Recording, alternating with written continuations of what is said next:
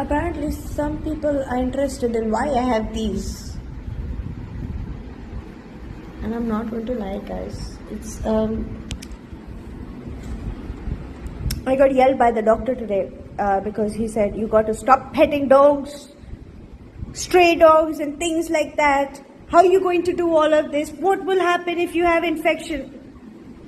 So I guess that's the reason as to why I had to take antibiotics, and I could not take it for a month because my BP was low.